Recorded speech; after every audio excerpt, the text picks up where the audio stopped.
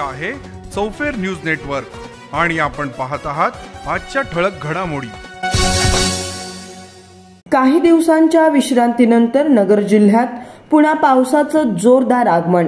आषाढ सरींनी जिल्ह्याच्या सर्वच भागात हजेरी लावल्यानं शेतकऱ्यांना मोठा दिलासा मिळालाय। बहुतांश भागात खरीपाच्या पेरण्या पूर्ण झाल्यानंतर शेतकऱ्यांना पावसाची प्रतीक्षा होती। भंडारदरा धरणाच्या पाणलोट क्षेत्रातही मागील 48 तासात पावसाचं आगमन चांगलं झाल्यानं धरणात 4493 इतका पाण्याचा साठा झालाय। मुसळधार पावसानं शहरासह ग्रामीण भागातील जनजीवन विस्कळीत झालं आहे।